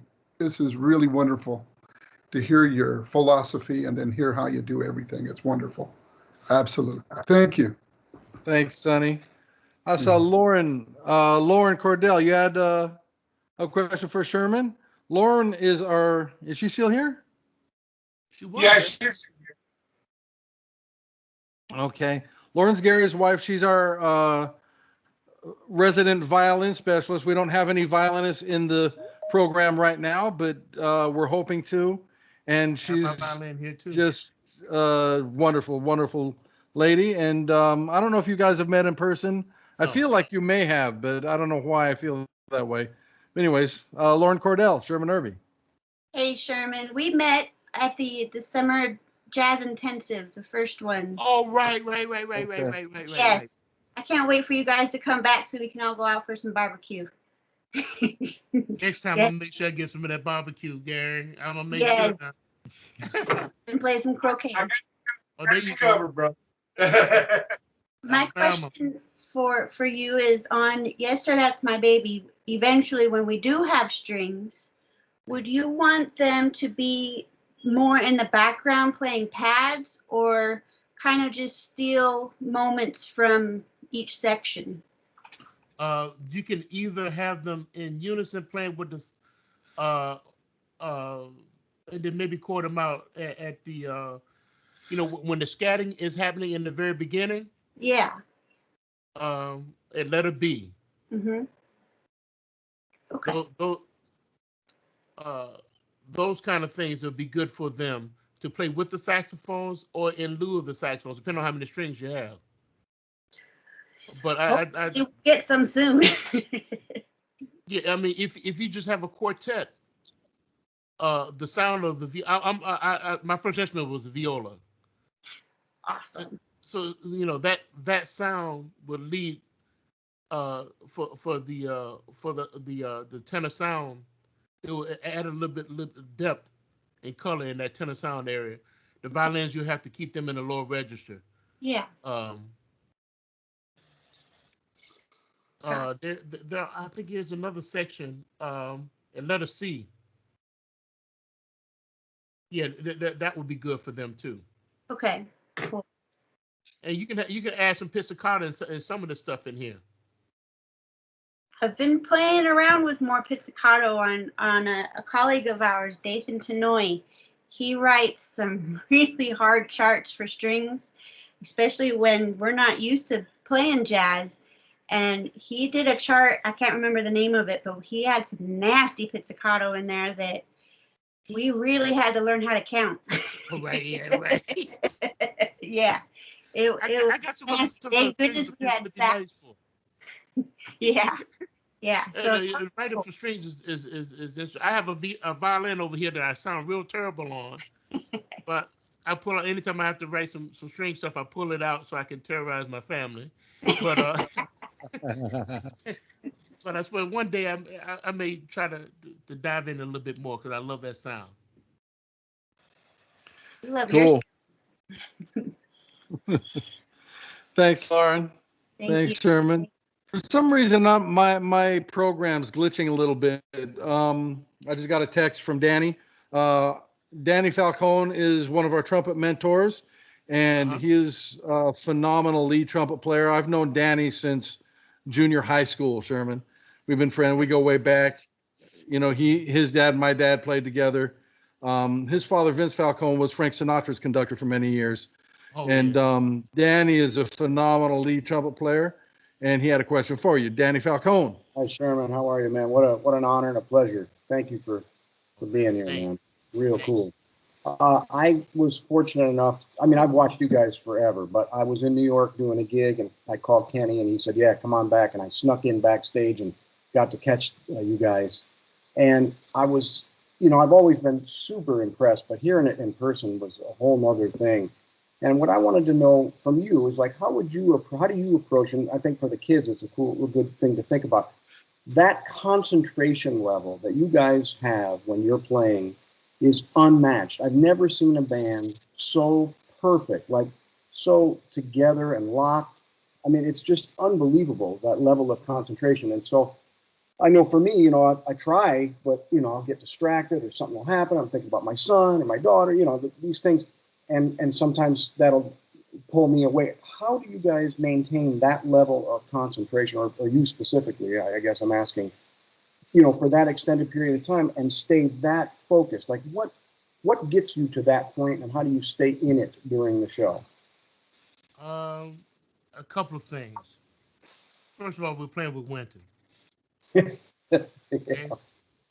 If you talk about someone who is so focused on what they're doing, that's Winton Marsalis. Yeah. With the thousands of things that he's doing every day, when it's time to play, he's concentrating on that. He's practicing right before getting on the bandstand, make sure he plays his part right. He may miss a part because he's human, but it's not because he didn't prepare himself. Yeah. All right. That is one thing. That's like when I play with McCoy Tyner. I'm playing with McCoy Tyner. What am I gonna half step it? I'm playing with the guy that played with John Coltrane. No, I'm going to make sure that the gig goes off right. With all the other stuff that's going on, you got 15 people who have a focus. It's like a football team that is very, very, very good, and everybody knows their role, and they know they have to play together with a certain kind of spirit, a certain kind of way. And we do that, and we know that we have this period of time of 2 hours, really and truly, 35 to 40 minutes in one half and the same in another, of creating something, a moment that is special. You're going to get that back. And I mean, once it's gone, it's gone. Yeah. You know, and what are you doing to prepare you? Like, maybe I guess I'm asking more for the kids. You know, I understand. What gets you to that place and keeps you in that place? The thing is that when you realize how important it is, that you only have a certain amount of time that you're playing. You think it's all day, but it's not. It may take you 3 hours before the gig. You get there, you have to do sound check and this, and that, and the other. But you know, you get the chance to experience a moment when you can do something that is precious, something that is artistic, something that is unique, and would never be copied again, ever, because you would never play the same way the first time. Mm-hmm. The next time, it'll be different. The next time, it'll be different. It'll be different after that. And when you realize how special that is, you cherish that. And so A lot of us, we see each other, Kenny, like, hey, man, it's good to be on the bandstand. We know what it is not to have a gig. Now, all of us know what it means not to play with each other. Mm-hmm. And that's something that we've all experienced now, no matter how old you are. Whether you're 9 years old or whether you're 95 years old. Now we understand from March to now, for most of us in the country, we haven't played with another human soul. We understand how important that is. So when we get back to it, then maybe won't take for granted those special moments that you may have. What is it to concentrate for 30 minutes? It's nothing. Like, man, let me just do this very well for this amount of time, and then I'm gonna mess around right after that. I'm gonna go and hang out and do something really, really, really stupid. But during that 30-minute time, man, I'm gonna be serious, and I'm gonna be responsible for the person that's sitting next to me over here, and the person there, and the person behind me, and we all gonna have a good time. And all those people that's listening to us, whether it's just our parents, or our neighbors, or people at our church, or the people in the whole town, or the whole country, or the whole world that's listening, we're all gonna have a good time. We're gonna enjoy that 30 minutes. Yeah. If I can chime in a little bit, there is a very high level and intense level of concentration in the band. More so than just about any other band that I've ever played with. Not every other band. There are a couple others, but it's very special. And for some reason, I'm remembering a time when when I first joined the band, I was in the band for like 2 or 3 months, and we did a tour that took us to Cuba. And we did a residency in Cuba, and I remember a school that they brought us to perform for these kids. It was a music school for kids from 8 years old to 18 years old. And we get off the bus, and there was a young trumpet player who I think was 8 or 9 years old, who walked up in front of Wynton Marsalis, little kid, man, and played Hello, Dolly. I'll never forget it. That's right. That's right. I'll never forget it. And played with the most beautiful tone. And I was like, oh my God. And then the trumpet choir broke into Guantanamera. I remember like it was yesterday. And I was like, wow, these kids are really playing. Then we go in, and there's an ensemble. At first it started as a classical piano player playing. And then it turned into a piano duet, 2 pianists sitting at the same piano playing. And then that turned into a Latin jazz trio. They just kept adding people. Then we went to another room, and a string orchestra played for us.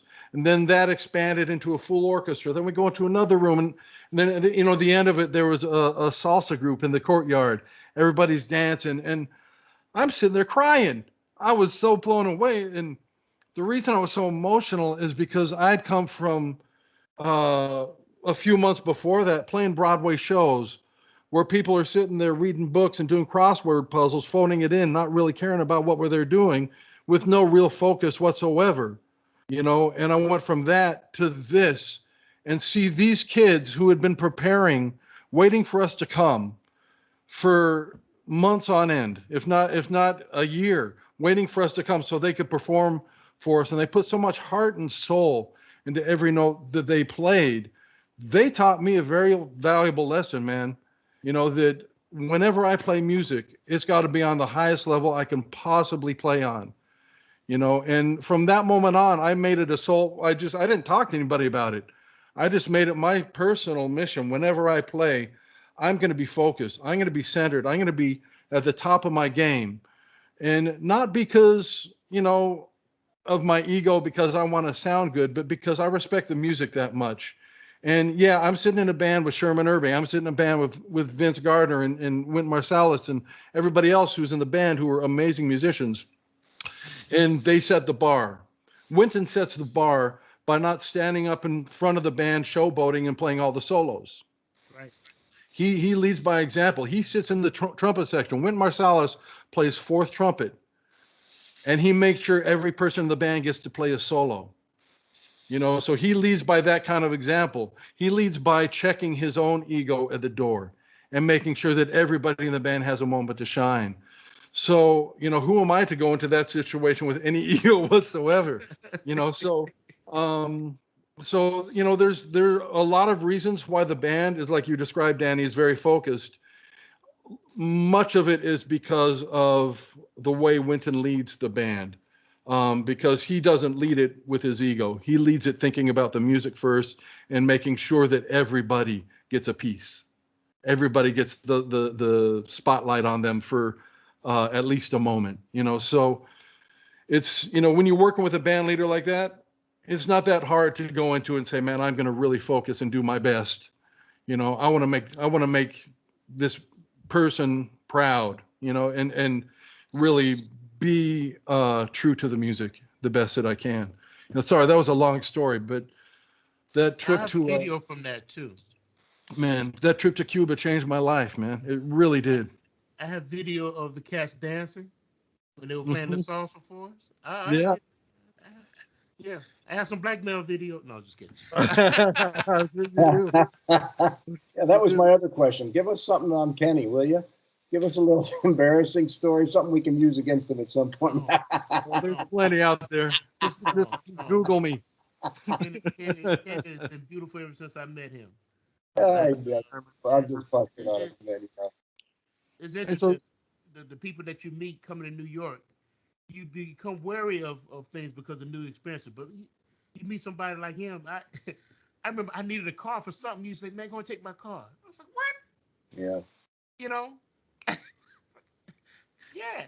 Because we That's just what it's felt about. like a vibe. It was a vibe. It was something that could not be explained. You know? Ken is a special kind of person. You know, I rode the little bus. Well, thanks, guys. Just texted me. Thank you, Danny. Gary just texted me that Summer had a question. Okay. And I'm not seeing the hand raise or anything. Is Summer still here, or Gary? Did you? She's out of town. She's having internet issues, but she wanted me to ask you a question. Summer is a wonderful musician. She's one of our bass mentors and an up and coming composer. And she wanted me to ask you, first of all, how you're doing through the pandemic, and how do you have any advice for musicians trying to move forward in their careers in a post-COVID-19 world? Okay, good question. First of all, I'm doing okay. I did not realize. I can't say I take for granted. I took it for granted because I know what it feels like not to have a gig. But I did not realize how much my body and my spirit would miss playing with other people. We know about the power of vibration and the power of music in general, but how vibration can go from one person to another, how a beat from a bass drum can go in through your body and pass on through you to connect to somebody else. You know, that kind of thing, that we know that is there, but when you don't feel that for a long time, after you've been playing music ever since you were 9, 10, 11 years old, some younger, I didn't realize the power of that. So when I'm talking from my own personal feeling about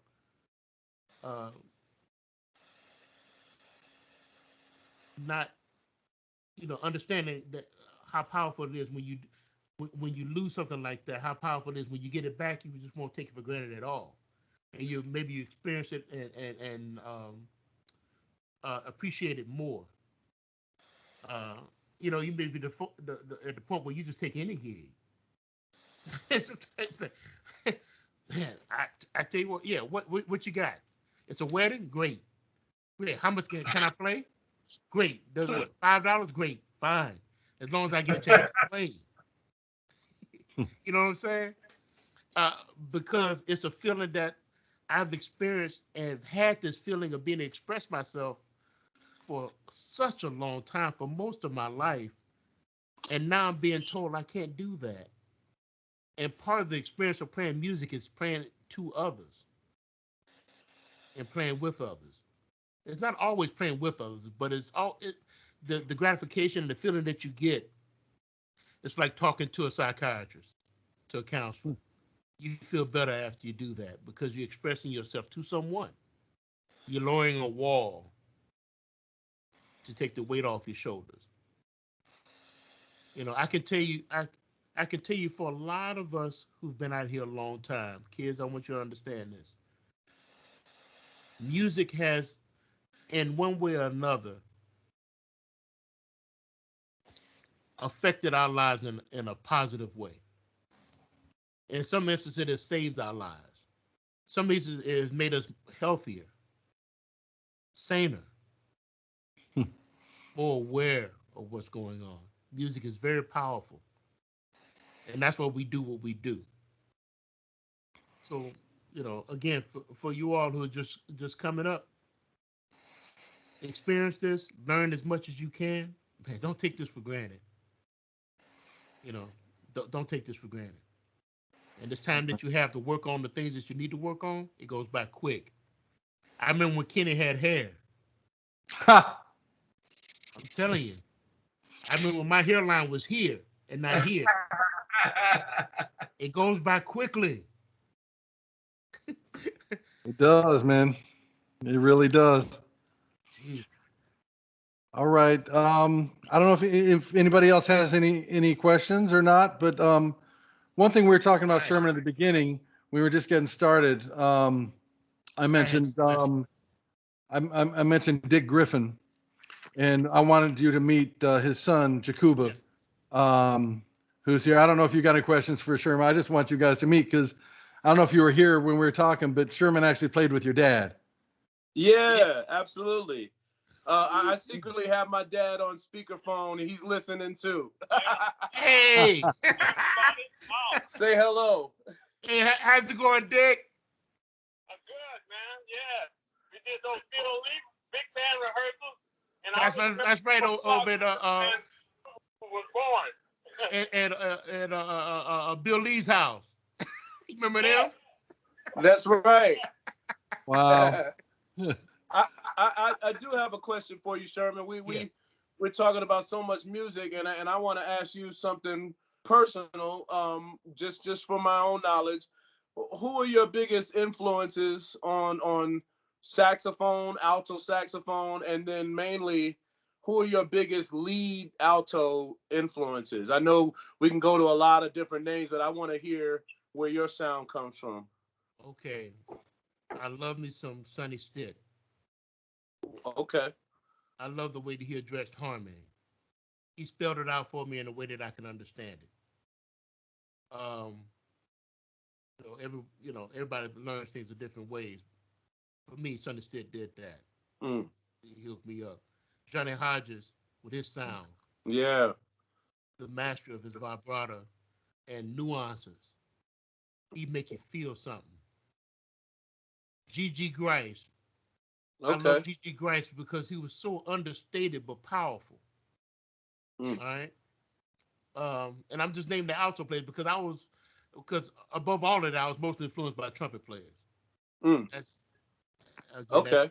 That's just me. Yeah. Cannonball, because he's that soulful southern kind of thing, man, that had this intelligence that was covered up in gravy and barbecue sauce and stuff, you know? Right.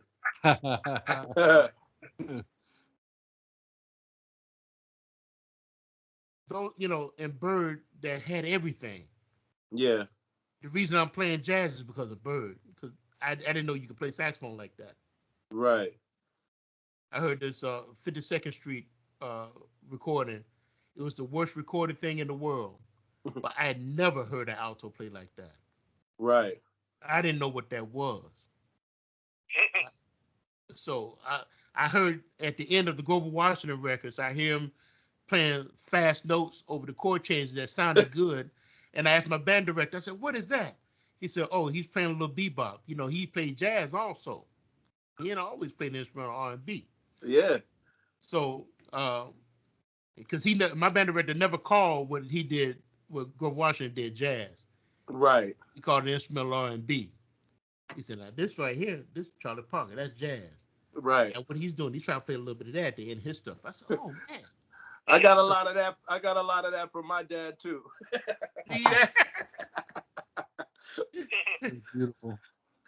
Well, yeah, those are my first. But trumpet players, I don't know. Trombone players didn't get me like that, but trumpet players did.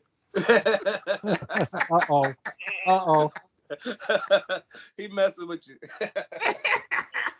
Well, that's great. I appreciate it. And next time you come through, I'm in for some barbecue too. I got a smoker out back. All right, now. All right. I know you for real too. Now you and Gary gonna go at it, right? I don't mess around. Drums is just my hobby. All right. We'll bring the collard greens and the black eyed peas. There you go. Oh, no. Thanks, Jakuba. Man, tell your dad much blessings, man. Absolutely. I hope to see him soon too. Tell your dad hi from me too, man. What's up, Dick? This is Kenny. He said, hey. Yeah, last time I saw him, we voted together. Oh, y'all did? Oh, man, great. Dig that. Yeah. Last time I saw you, we were at the voting booth together. That's right. Yes, sir. Doing your civic duty. Yeah. That's right. All Absolutely. right. I see our young trumpet player Kai holding his hand up. Kai, what you got? Well, I actually watched this because you know how we're always on technology these days, just like the younger generation, and I'm kind of like addicted to that sometimes too. I can get in my computer sometimes, but I've seen that. I just want to know what's going through your head, both for you, Mr. Kenny, and for Mr. Sherman Irby, because I saw the clip of where you guys, it was Clark Terry's like 94th or 95th birthday. And you guys went where he was staying and like you guys played for him. And then you guys each got to talk to him and you had to like speak into that little microphone thing because you couldn't hear very well. Like what was just going through your head at that time? Oof. That's a good question. I don't know if you want to know the answer to that though. That's a deep question. Yeah. You may want to hold on to that question a little bit longer. I'll start. I'm gonna try not to start to cry. Have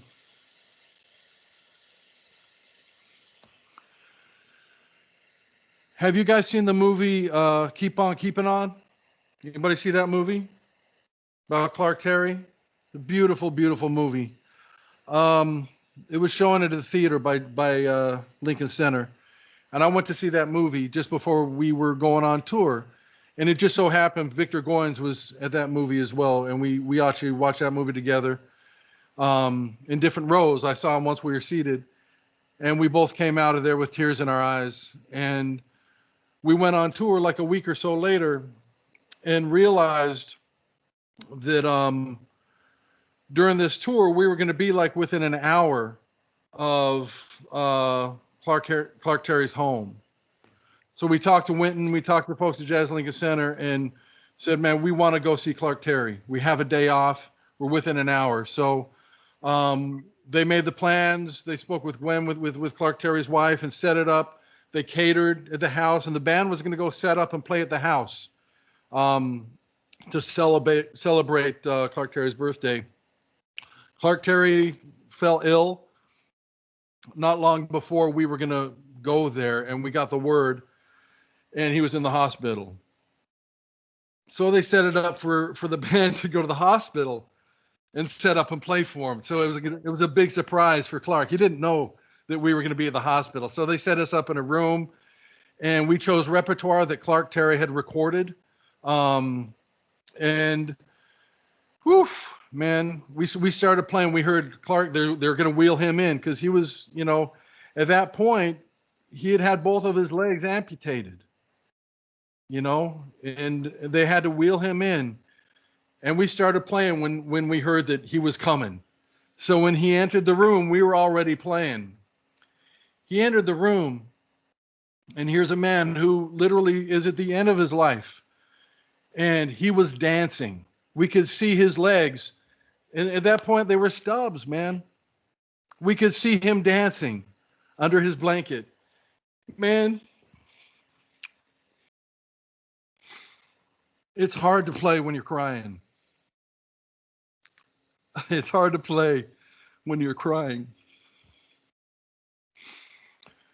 So most of the time, when I was playing, what was going through my head was, I got to stop crying so I can play. Don't forget to breathe, take a breath, play. This is Clark Terry. And I was realizing that this man who's so close to the end of his life, being wheeled into this room and then sitting there watching us and listening to us play, exuded more life force than any person or every person in the room combined. His energy, his life force. Whew. It was deep, man. It was a deep moment, and to get to see Clark, I'm so grateful for that, man. Oh, I'm sorry. I didn't mean to make you like that sad thinking of him. No, that's okay. It's a beautiful thing, because Clark Terry, everybody who knew him, everybody I know who knew him, loved him. Right. And he was a teacher to all of us. He was a mentor to all of us. Watch that movie, Keep On Keeping On, if you haven't seen it, and see how he was with that young piano player. He was that way with everybody he met. He was always sharing his knowledge. He was a huge inspiration for each one of us. You know, I didn't know him as well as Winton knew him, but I knew him. You know, I met him in, like I mentioned, the George Wein All-Stars. He was playing with them, and I would go hang out with him, and you know, they would play before us, or we would play before them, whatever. I would always stay and listen to him, and then just pick his brain. And he told me so many great stories, you know, about, you know, cutting a hole in the plunger mute. You know, this plunger mute that I came out with is dedicated to Clark Terry and Snooky Young. It's blue. It's got a hole in it. Like Clark Terry told me, you got to put a hole in your plunger and put a coin in there in case you get kicked off the bus. You got something to make a phone call with. That's what Clark Terry told me. He was a great mentor to so many, and in that moment to get to just thank him, whew, that was everything. It was and still is very, very emotional, you know, because he meant so much. And then after that, we all went to his house with his wife and family, and we threw down, man. They had the catering there. We ate. I took pictures of all of his artwork on the walls, and it was just a beautiful celebration of Clark Terry, man. So that was going. That's where I was at emotionally going through. So, Sherman, I don't know if you want to share any more. It's hard to talk about, man, because it was such an emotional experience. But that, you know, right there was soulful. All right. Yeah. Now we just celebrated this great trumpet player in his life. Then we went over to his house and ate up all his food. Yeah. It was soulful as I don't know what. I mean, it just y'all know, you know, y'all from Alabama, y'all know that Alabama experience. That's what you do. You do all that, and then you go, let's go over there and eat up all this food. You know, Clark. You know, again, Clark Terry is the one that told Winton about a young. There's this boy out in Iowa that can play some trumpet. Talking about Ryan Kaiser. He looked out. He looked out for Winton. He was a mentor to everybody. Yeah. I wanted to play in his band so bad. Oh man, you know, and to hear them. Oh man, they were killing. Yeah, all this technique and sound but you know, when you see them at that point, you know, I was in Elvin's band, right. I played his last tour, and you know, you'll experience that. You'll understand what that is when you see it, and it's something that you can't quantify. It's like that thing about love I talk about. It's just that feeling. It's like you can feel the tears that Kenny has in his face now. Oh, there you go. There it There is. it is. Now, you know what? I remember I was cool until Winton broke down. Went broke down, I broke down. I'm like, oh, come on, man. That's Winton's trumpet with Clark. Winton gave Clark his trumpet to hold for the picture. Let me tell you something. That look on Ryan's face, Kenny and I, we tell you about that look. Yeah. That says it all. That's how much respect he had for Clark Terry. Yeah. Man, thanks for bringing that up, Kai. You're welcome. I just thought it was like extremely generous of you guys to just like stop by and pay homage to like one of the greatest musicians in the history of jazz. I thought it was so cool how you guys did that. Thank you. It wasn't generous. We should have done it. We should have made a way to do it. Yeah. You know, just out of respect. Like I said, you'll understand it. One day you'll understand. You'll be like, yeah, I remember when they talked about this. I remember when I heard Mr. Kenny Rampton, I heard him start crying when he talked about another man, how much he admired. Yeah. And now I understand where he's coming from. It was a beautiful, beautiful moment, man. And beyond Clark Terry just being, one of the greatest legends to ever play jazz, beyond that, he's one of the greatest humanitarians to walk the planet. That's what made him so great, And throughout my career, I've had the good fortune of meeting quite a few legendary musicians like that. And this is something I've talked to a lot of you about, is understanding the lineage of the music. Right. And not only understanding and respecting it, but also recognizing that you are all a part of that lineage, and the lineage is going to extend to the end of time. We're all part of this lineage, and it's not comparing anybody to anybody else. It's learning from those who came before us. And I got to say, my favorite musicians is coincidentally are also incredible humanitarians. And that's one thing. That's why I get so moved when I think about CT, about Clark Terry, because he was just all heart, So we're overtime here, and I see Sonny Hernandez has his hand up. I'm sorry I didn't call on you earlier. I thought it was stuck from before. So Sonny, you got a question before we wrap things up?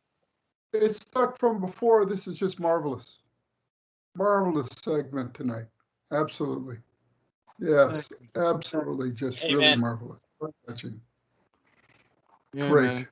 Just Thank you, guys. I want everybody to please unmute yourselves right now. And let's all give Mr. Sherman Irby a round of applause. Thank you.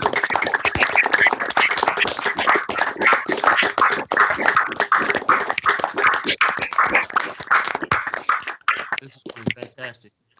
Thank you all. Thank you. Thank you, Sherman. Gary, do you have any parting words for us? Let's get Yes, I do. Yes, I do. I want to join the chorus of everyone and thanking the great Sherman Irby for spending time with us tonight and providing us valuable insight, not only on his chart, but as his life as a musician. And it doesn't get any better than that. So thank you so much, Sherman. Just a little bit of housekeeping here. Guys, you need to get your Spare Rib Supper recordings in ASAP. If you haven't done them, get them in now. Okay? And also, this is very important. We will have rehearsal next Wednesday night. We are welcoming the great Vincent Gardner will be here to speak with us. Mm-hmm. All right? So you guys take advantage of these times when we have these legendary jazz musicians come and speak with us. But we will have rehearsal next Wednesday night. Okay? So thank you guys very, very much. I appreciate each and every one of you. And we'll see you next week. All right? Good night. Take care. Right on. Thank right you, on. Sherman.